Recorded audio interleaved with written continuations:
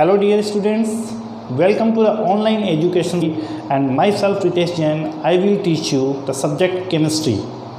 So are you ready? And let's understand the first topic related to chemistry, that is some basic concept of chemistry.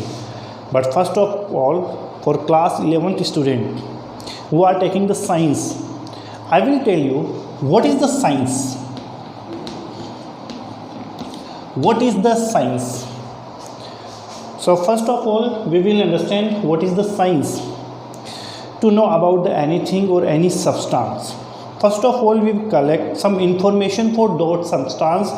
These information are known as data. After then, we will systematically arrange these data. We will systematically study about these data. Then after, we will prepare the result. After this, we will formate the law or make the law. That is included in the science. Science means everything that is truth, that is science. That can be experimentally proved or practically proved is already included in the science. Imaginary thing is not the science. Suppose it's a chalk, it's the board, you are using the mobile, fan, cooler. You can practically prove all of these substance. आप इसे practically prove कर सकते हो, इसकी study आप कर सकते हो कि इसको कैसे कैसे फॉर्मेट कर सकते हैं.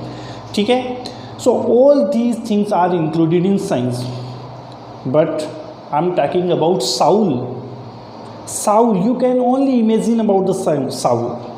Can you practically about the soul? Can you practically prove about the soul? You can experimentally prove about the soul? No, you can't it. So the soul is not included in the science. And what can we do in science? What will we do in science? To know about anything or any substance, first of all we will collect the information. These information are known as data. यानी किसी भी substance की study करने के लिए सबसे पहले हम उस सब्सटेंस के बारे में कुछ इन्फॉर्मेशन कलेक्ट करेंगे. कोई भी सब्सटेंस ले लो, चाहे आपको इस चौक की स्टडी करनी हो, चाहे बोर्ड की स्टडी करनी हो, चाहे मोबाइल की स्टडी करनी हो, तो सबसे पहले हम लोग क्या करेंगे कि इंफॉर्मेशन कलेक्ट करेंगे. These information is known as datas. Then after we will systematically arrange these data and systematically studies about these data. Systematically हम लोग बिल्कुल serial wise इनकी study करेंगे इन data की. And after then we will make the law. After then we will prepare the result. उसके बाद में हम लोग रिजल्ट तैयार कर लेंगे और रिजल्ट तैयार करने के बाद में हम लोग बनाएंगे law. That all thing is included in the science. That is the science. Okay. जैसे मान लो आपको एक हाउस बनाना है, तो हाउस बनाने के लिए आप लोगों को पहले मैप बनाना पड़ता है. आप लोगों को ईंट लाने पड़ते हैं, स्टोन लाने पड़ते हैं, बजरी लानी पड़ती है. इसके अलावा फिर आप लोगों को और भी मटेरियल जैसे सीमेंट वगैरह है, कलर वगैरह है, ये लाने पड़ते हैं. ये तो क्या हो गए, डाटाज हो गए. फिर इन डाटाज को हम लोग सिस्टमेटिकली अरेंज करेंगे और सिस्टमेटिकली अरेंज करते ही आपके पास में रिजल्ट आ जाता है कि ये लो हाउस बन गया. फिर हम लोग लो बना देंगे. So these are included in the science. Okay. Only the collection of data is not science. Only the collection of data is not science. आपने केवल डाटाज को कलेक्ट कर लिया, वो साइंस नहीं है भाई. एक बात बताओ कि आप लोग ईंट को कलेक्ट कर रहे हो, द कलेक्शन ऑफ ईंट, यानी कि मैं ईंट को कलेक्ट कर रहा हूँ तो उससे क्या मकान बन जाएगा क्या? ना, उससे मकान नहीं बनेगा. So only the collection of datas is not the science. हम लोग डाटाज को कलेक्ट भी करेंगे, सिस्टमेटिकली इनको अरेंज भी करेंगे, सिस्टमेटिकली इनकी स्टडी भी करेंगे. स्टडी करने के बाद में रिजल्ट तैयार करेंगे और रिजल्ट तैयार करने के बाद में लास्ट में हम लोग लॉ बनाएंगे. That all thing is included in the science.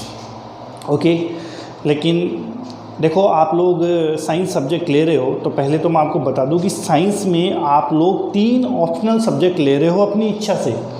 वो 3 ऑप्शनल सब्जेक्ट हैं physics first, second chemistry, that I will teach you,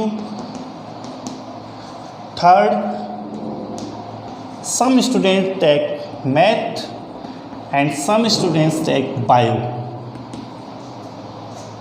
These are 3 optional subjects. Okay. And 2 are the compulsory subject, English and Hindi. चाहे वो तो आप art ले लो, you can take the art, commerce, science, agriculture, Hindi and English are the compulsory subject for all stream, okay.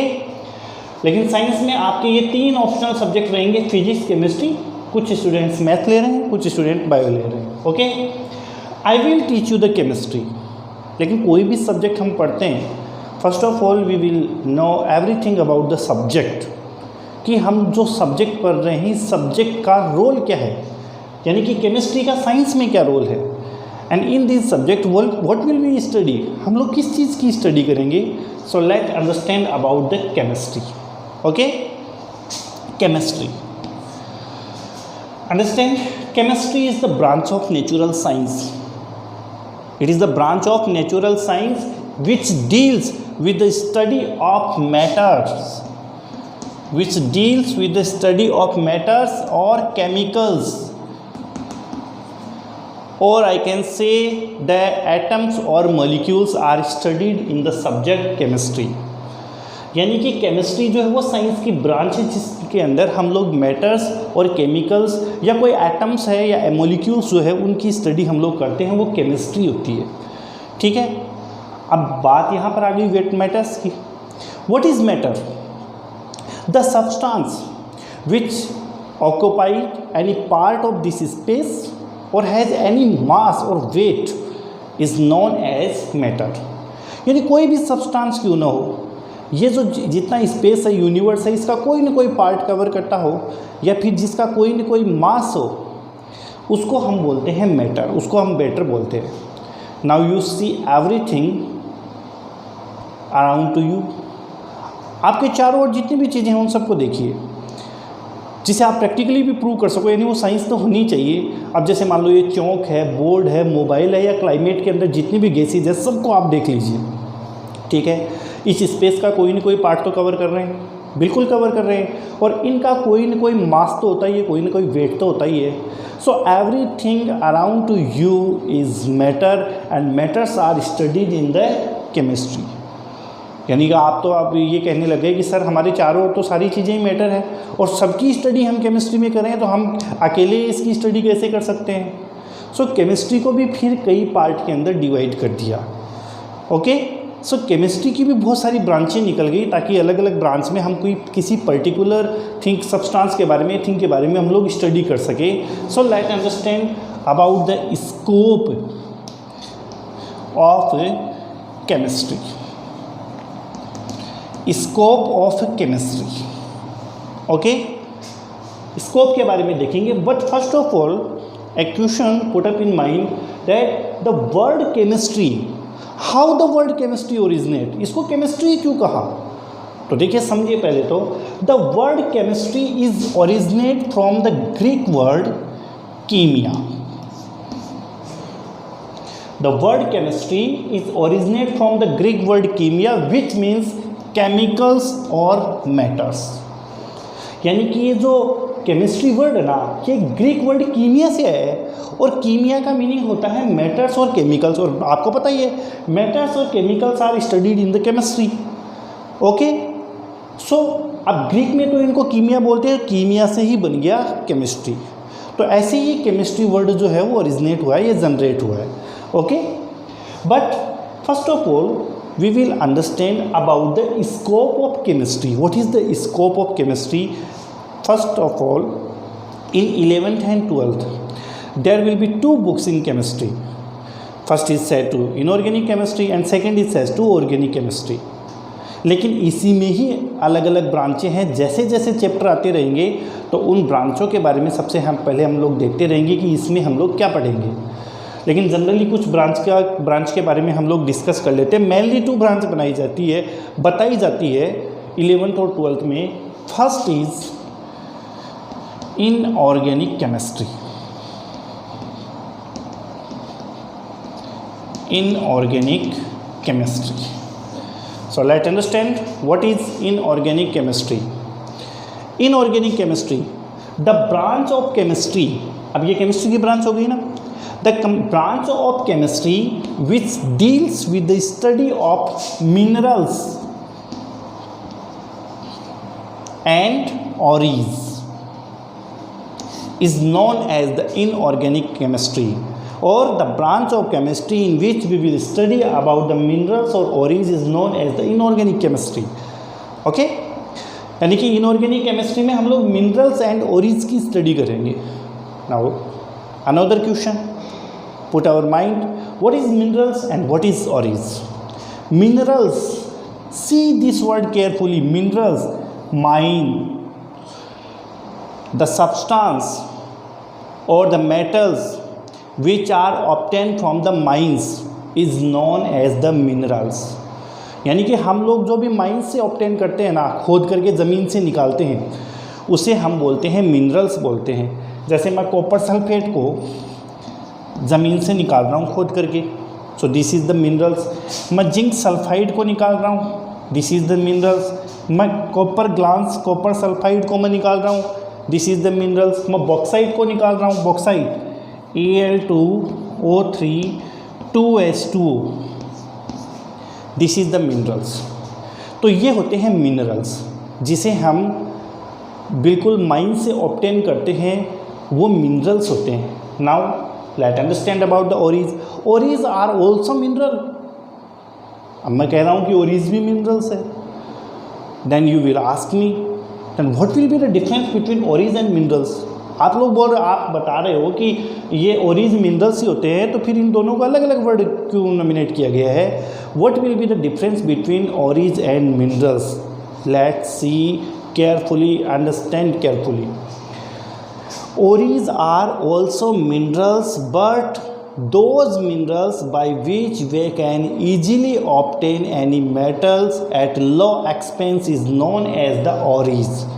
Means ओरीज ऐसे minerals होते हैं जिससे बड़ी इजीली और लो एक्सपेंस पर हम लोग मेटल्स को एक्सट्रैक्ट कर सकें, ऑब्टेन कर सकें, तो उस मिनरल को हम लोग बोलेंगे क्या? ओरीज कहेंगे. जैसे ये जिंक सल्फाइड है. अब जिंक सल्फाइड से मैं अलग अलग स्टेप में जा कर के ईजीली मैं जिंक को ऑब्टेन कर सकूं. अब जिंक सल्फाइड को आपने माइन से निकाल लिया, तो ये मिनरल तो है ही, लेकिन इससे जिंक भी ऑब्टेन हो रहा है, तो इसी मिनरल को आप ओरीज भी बोल सकते हो. ये जिंक का ओरीज है.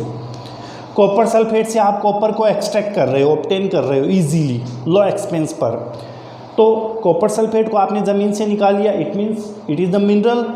But you can easily obtain the copper from copper sulphate, it means it is the copper sulphate is the ओरीज of this copper. Okay, लेकिन मान लो कॉपर सल्फेट से आप कॉपर एक्सट्रैक्ट ही नहीं कर पा रहे हो, आइसोलेट ही नहीं कर पा रहे हो, so it means it is only the mineral, it is not the ores. Okay, so ores are those minerals by which we can easily obtain any metals at low expense is known as the ores. Okay, and minerals and ores are studied in the branch of chemistry that is known as inorganic chemistry. So this is the first branch of chemistry. Now let's understand second branch, that is organic chemistry. Organic chemistry. So what is organic chemistry? Second branch,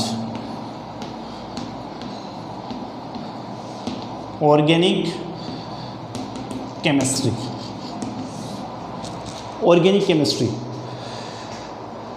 the branch of chemistry, another branch, the branch of chemistry which deals with the study of hydrocarbon and its derivative compound.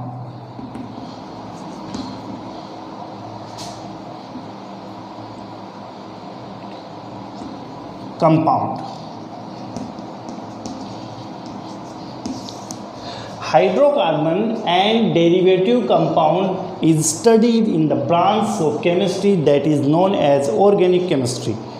Okay, यानी hydrocarbon और derivative compound जो होते हैं ना, उसकी study हम लोग organic chemistry में करेंगे. बट यहाँ पर भी एक क्वेश्चन आ गया कि what is hydrocarbon and what is the derivative compound. So let understand first about the hydrocarbon. C this word carefully, hydro and carbon, it means hydrogen and carbon. The compound which are synthesized by the carbon and hydrogen only is known as the hydrocarbon. Okay, I'm writing here the example. You know very well about this. This is the methane, and it contains only carbon and hydrogen. So can I say it is a hydrocarbon? Yes, it is the hydrocarbon. Ethane, C2H6. In branch form, I can write it CH3 single bond CH3 C2H6. It also contains the carbon and hydrogen, 2 carbon and 6 hydrogen. So can I say that it's a hydrocarbon? Yes, it is the hydrocarbon. Okay. Alkene, any alkene, suppose the ethene, CH2 double bond CH2. Combinedly I can write it C2H4, C2H4. It also contains carbon and hydrogen. So it is the hydrocarbon. Take any alkyne, CH triple bond CH, ethine. Combinedly I can write it C2H2. Okay. It also contains carbon and hydrogen. So can I say it's the hydrocarbon? Yes, it is the hydrocarbon. Okay. So the compound which contain carbon and hydrogen is known as hydrocarbon. But now let me understand what is the derivative compound. What is the derivative compound? Take any hydrocarbon. For example, I am taking methane. Carbon, you know very well, carbon always have the 4 valency. Okay, so it combined with 4 hydrogen. This is the CH4. When one or more hydrogen is substituted from any atom or any element or any functional group, I am substituting or eliminate one hydrogen. You can eliminate more than one hydrogen, but here I am taking the example by which I am eliminate one hydrogen. Okay, so this one hydrogen is substituted. When this one hydrogen will substitute it, then the one valency will be free, and this compound will be unstable. And you know very well, and always remember, any substance want to be stable. ये भी stable होना चाहता है, अभी ये unstable है. क्यों? क्योंकि एक वैलेंसी फ्री है. और सपोज करो ये वैलेंसी कोई एटम या एलिमेंट या किसी फंक्शनल ग्रुप के थ्रू कंप्लीट हो जाती है. सपोज करो दिस हाइड्रोजन इज एलिमिनेटेड और substituted by OH functional group, then what will be form? CH3OH. What will be formed? CH3OH. This is the methanol. Now let's see this example carefully. Methanol is formed by this hydrocarbon. Okay, so this will be known as the derivative compound. Methanol is the derivative compound of this hydrocarbon. Okay, so what is the definition of derivative compound? When one or more hydrogen is substituted by any hydrocarbon by atom, element or any functional group, then new compound will be formed, and this compound is known as derivative compound. And hydrocarbon and derivative compound will be studied in the organic chemistry. Organic chemistry अलग book आएगी जिसमें हम लोग hydrocarbon के बारे में तो 11th में ही डिस्कस कर लेंगे, और जो डेरिवेटिव कंपाउंड होंगे ना हाइड्रोकार्बन के, 12th में हम लोग स्टडी करेंगे. खूब सारे डेरिवेटिव कंपाउंड है, सारी फिजिकल केमिकल प्रॉपर्टी जो है वो सारी की सारी स्टडी हम लोग करेंगे ऑर्गेनिक केमिस्ट्री में. So hydrocarbon and its derivative compound are studied in the branch of chemistry that is known as organic chemistry.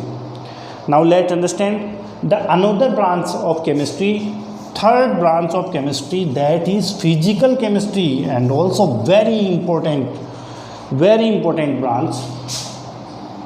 Third, physical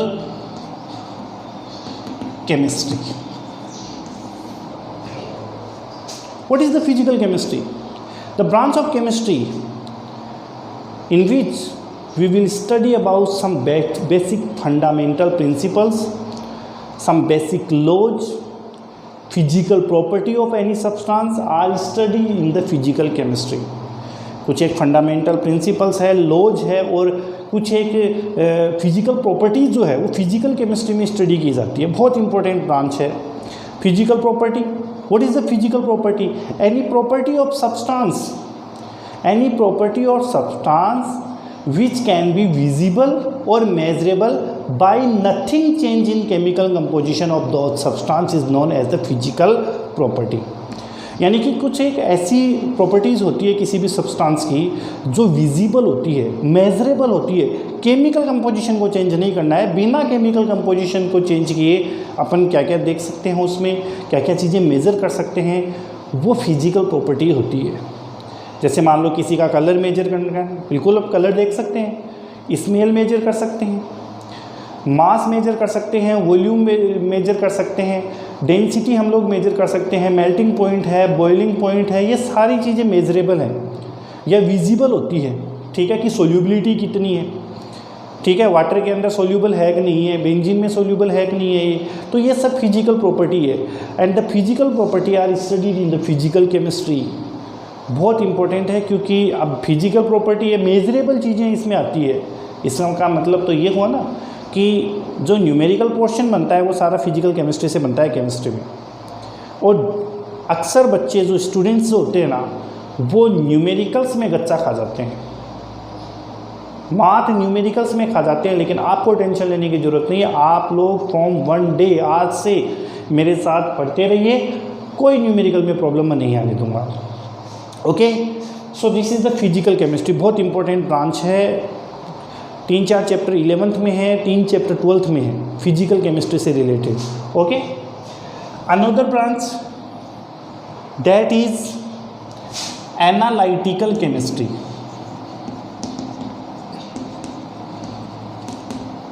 Analytical chemistry. See the word analytical means analysis. Analysis means comparison between two or more atom or two or more element or two or more compound. मतलब हम लोग analysis करेंगे। The branch of chemistry in which we will analysis between और comparison between two atoms और two molecules और two compounds, that is known as the analytical chemistry. जैसे 2 compound है, एक एल्कोहल है, एक मान लो एल्डिहाइड है, दोनों की फिजिकल प्रॉपर्टी क्या क्या है, केमिकल प्रॉपर्टी क्या क्या है, क्या क्या केमिकल रिएक्शन देते हैं, वाटर में कौन ज़्यादा डिजोल्व होता है या कौन डिजोल्व नहीं होता। ठीक है, किसी से रिएक्शन करवाएंगे तो एल्कोहल क्या रिएक्शन देगा, एल्डिहाइड क्या रिएक्शन देगा। तो ये जितनी एनालिसिस हम लोग करते हैं ना वो एनालिसिस हम करते हैं एनालिटिकल केमिस्ट्री में। Another branch is biochemistry, very important branch, and there are many various scope in biochemistry and many various vacancies in biochemistry. Bio means bios, and bios means any living being, that may be microbes, animals and plants. All living beings are studied in biology or bios. Okay, biochemistry, it means the branch of chemistry in which we will study about the biomolecules. What is the biomolecules? The branch of chemistry which deals with the study of biomolecules.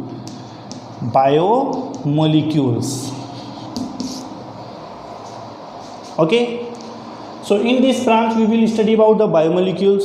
Now we will understand what is the biomolecules. The molecules which present in any living being are known as the biomolecules. जीवों में वो plant भी हो सकते हैं, animals भी हो सकते हैं या माइक्रोब्स भी हो सकते हैं। कौन कौन से केमिकल्स होते हैं, स्ट्रक्चर कैसी होती है, क्या क्या फिजिकल प्रॉपर्टी होती है, केमिकल प्रॉपर्टी होती है, क्या क्या उनके यूजेस हैं, क्या क्या हम इनसे और चीज़ें बना सकते हैं, उनकी स्टडी हम लोग किस में करेंगे, बायोकेमिस्ट्री में। अब बायोमोलिक्यूल्स क्या क्या होते हैं, आपकी बॉडी के अंदर कौन कौन से बायोमोलिक्यूल्स हैं, बहुत सारे हैं। बिना बायोमोलिक्यूल्स के तो हम लोग रह ही नहीं सकते। जैसे कार्बोहाइड्रेट है, प्रोटीन है, लिपिड है, विटामिन है, न्यूक्लिक एसिड है जिसमें डीएनए आरएनए आ जाते हैं। ठीक है, इसके अलावा हार्मोन्स है, HCl बॉडी के अंदर है, एंजाइम्स हैं, ये सारे क्या हैं, ये बायोमोलिक्यूल्स ही तो है। और इन बायोमोलिक्यूल्स की स्टडी हम किस में करते हैं, बायोकेमिस्ट्री में। 12th में एक चैप्टर आएगा बायोमोलिक्यूल्स का, अलग से ही एक चैप्टर है, तो उनमें हम लोग बायोमोलिक्यूल्स की स्टडी करेंगे, कार्बोहाइड्रेट की, प्रोटीन की, लिपिड जो है, ठीक है, डीएनए, आरएनए, हार्मोन, एंजाइम, इन सब की स्टडी हम लोग बायोमोलिक्यूल्स में करेंगे। Okay, now the another branch, this is the industrial chemistry. Industrial chemistry, industrial chemistry, chemistry and the word including industrial. देखो, हम लोग कोई केमिकल बनाते हैं ना, तो सबसे पहले हम लोग लैब में बनाते हैं, उसका ट्रायल किया जाता है सबसे पहले। जैसे कोविड-19 की एक वैक्सीन बन रही है, तो उस वैक्सीन का सबसे पहले लेबोरेटरी के अंदर ट्रायल किया जाता है, अभी ह्यूमन ट्रायल चल रहा है। उसके बाद में पूरा ट्रायल होने के बाद में, पूरी स्टडी होने के बाद में उसको कमर्शियल लेवल पर बनाया जाता है। तो यही बात केमिकल्स पर होती है कि कई केमिकल्स लेबोरेटरी में बनाया जाता है, लेबोरेटरी के अंदर बनाने के बाद में कमर्शियल लेवल पर इसका प्रोडक्शन कैसे करें, ठीक है, और कमर्शियल लेवल पर प्रोडक्शन करने के बाद में इनके क्या क्या यूजेस रह जाएंगे, अनयूजेस रह जाएंगे, ठीक है, वो सारी स्टडी हम लोग किस में करेंगे, इंडस्ट्रियल केमिस्ट्री में। तो कोई भी केमिकल का कमर्शियल लेवल पर जो प्रोडक्शन है उसकी स्टडी हम लोग इंडस्ट्रियल केमिस्ट्री में करते हैं। Okay, now let understand the another branch of chemistry, that is pharmaceutical chemistry. Very important, pharmaceutical chemistry.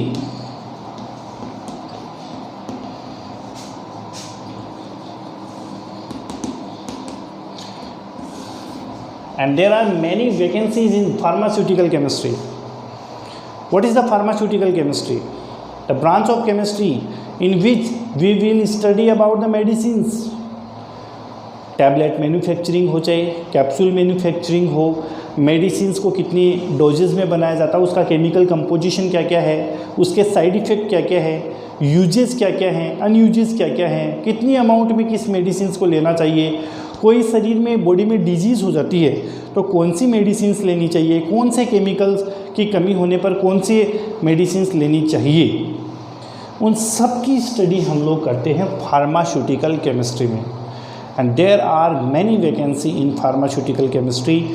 12th के बाद भी ही आप लोग डी फार्मा कर सकते हो।